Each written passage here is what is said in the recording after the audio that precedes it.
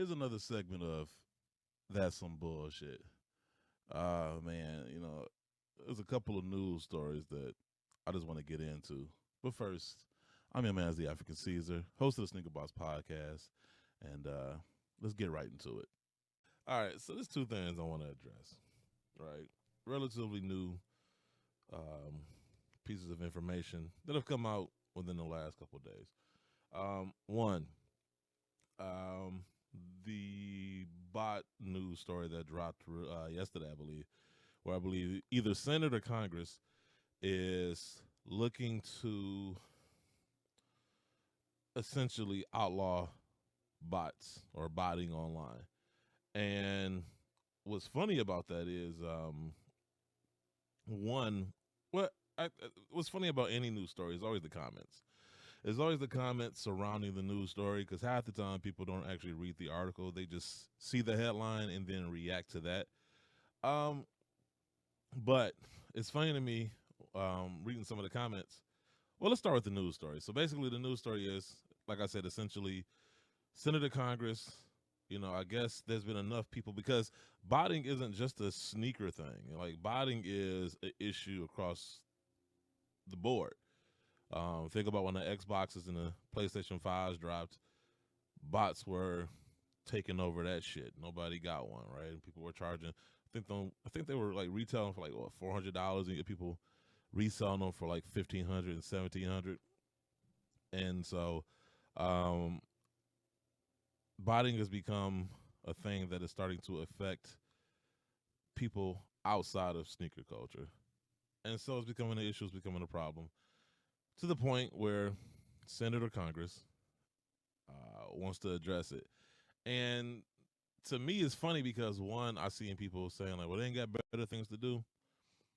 That's always that's I hate that argument. Like they ain't got better things to do. Like being able to do more than one thing uh, is a is nice. It's good, especially when we're talking about our U.S. Senate and our U.S. Congress, and especially when we're talking about things that actually affect people. That's one of the things that affect people. Now, it might not be on your priority list as far as impact and effect, but nonetheless, it affects people enough to where it's on their radar. And part of the job is to do things like that, to handle um, things or to police what's happening in the marketplace, to police what's happening to consumers. This is why you've had them break up monopolies in the past. Um, this is why we have all the rules and restrictions that you have to have as far as a retailer. And as things progress, once the internet became a thing, then they had to adjust for that and make rules to account for the new ways that people are able to shop. And Botic is being one of them. And so it's funny to me when people are like, "Oh, consumer, Senate, and they got better things to do." This is one of their job requirements. Now, I'll agree that there are always more important things that they could be working on, but this is still a thing on that list of things to do. So whether they do something else or they do this, as long as they are going through that list and accomplishing things off that list, I'm all here for it. As a matter of fact, I'm a co-sign that bill. Like if there was a way to co-sign that bill, I would co-sign it because I hate bots. The only people that are mad about bots are the people that use them. That's the only people that are mad right now, or resellers and people that use them. And if that's the only group of people upset, fuck them. I've seen a lot of people say, "Well, there's no way to combat bots, or there's no way to police them or get rid of them or whatever," right? And that may be true. But at the same time, to think that so basically the argument is we've reached a point of technological evolution that there's no more room for advancement. Basically what you're saying is we've gotten to the point where there is no mousetrap to catch this mouse because the mouse is just too smart. And that's bullshit because I'll agree that you make a better mousetrap, you make a smarter mouse, and that's the cycle though. That's the cycle. You make a smarter mouse, therefore you got to go back and build a better mousetrap, which in turn makes a smarter mouse, which makes you have to go back to the drawing board to build a better mousetrap, which makes a smarter mouse. Like, that's the cycle. That's the back and forth, right? And so this notion that there's no way to police it, bullshit. There's no way to police it. Like, let's go back 100 years, right? And let's actually talk to people 100 years ago about what was possible, what was impossible, right? Like, what is this, 2021?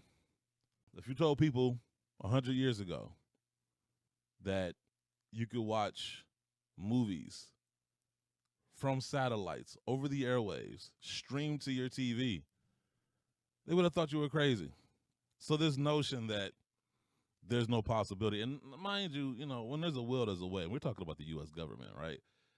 If they wanted to, I don't put it past them. If they wanted to, right?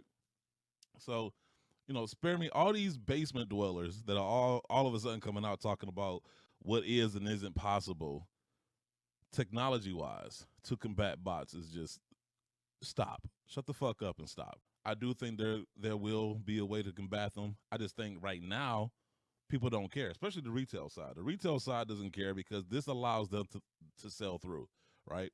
Resellers, in some ways, are a retailer's best friend because now they can sell through product that they probably normally wouldn't sell through, or they can sell through a product faster, right? Like, because people are always going to buy like the Xboxes and the PlayStations and even some of these sneakers that have come out. So people are always going to buy those.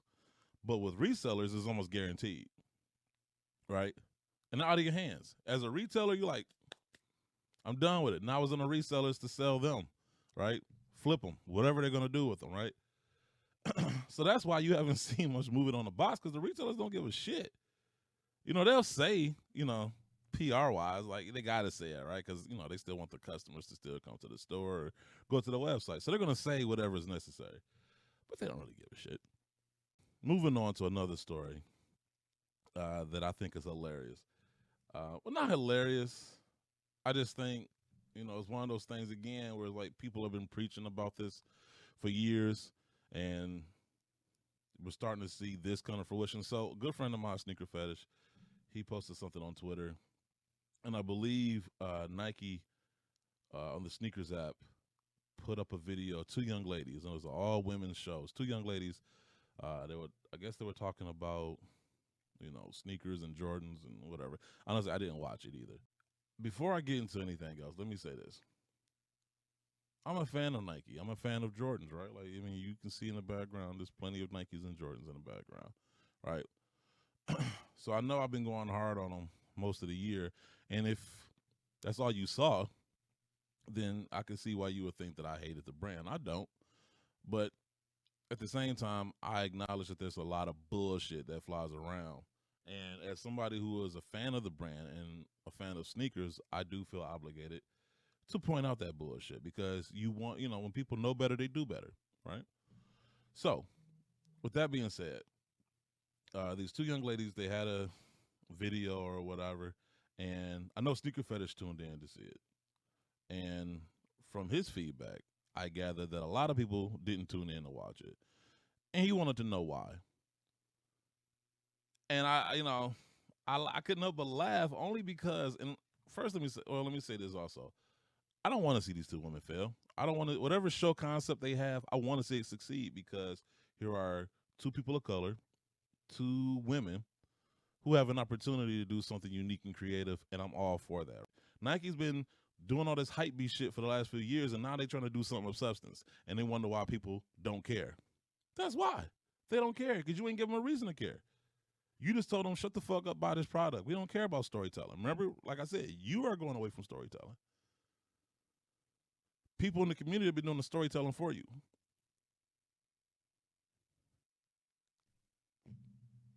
You've created this generation of hype beasts.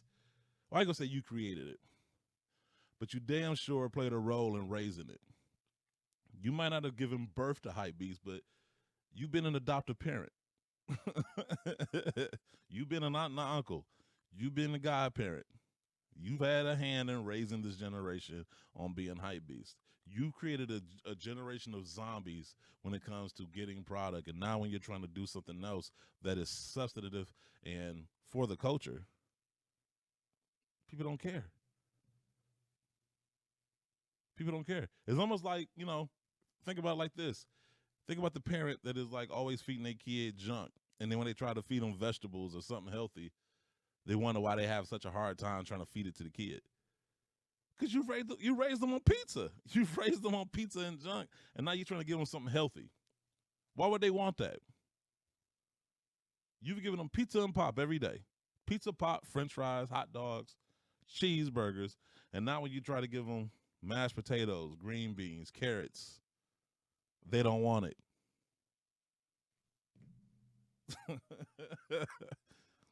Now there might be another parent who might be able to give them that because that's what they've been giving them. They've been giving them that quality. See, once again, give you stuff for free that you're paying people to give you. I don't get it, man. Like I think it's funny, only in the sense of you got this billion-dollar brand who makes a lot of right decisions. They make a lot of good decisions, but some of their bad decisions are so avoidable. They're so obviously bad that it's like, how do you miss that? We've been saying it for a long time on our show. You can cater to hypebeasts and you can cater to sneakerheads. It's not a one or the other thing. Like they both coexist within the same community, right? I don't get it. Instead of finding a way to balance both sides, you went heavy on this side. You went heavy on the consumption side and did very little for the culture side. So now when you're trying to do something for the culture, you're surprised that nobody gives a fuck about it. I mean, it's ridiculous. It's ridiculous that we got to keep having this conversation where people like me and other people in the community are giving you this quality feedback, right? That people at your company are getting paid to give you. Like, at some point, you got to see it, right? Like, it can't just be me and everybody else. You got to see it at some point, right? I mean, like, it's bullshit. It's absolute bullshit. I mean, Whoa, you're angry. No, not angry. Just tired. Anyway, this is your man's the Afrikan Caesar. Join us on the Sneaker Box every week. We got a couple episodes coming this week for you guys, so stay tuned for that. Until then, I love y'all. Stay safe. Peace.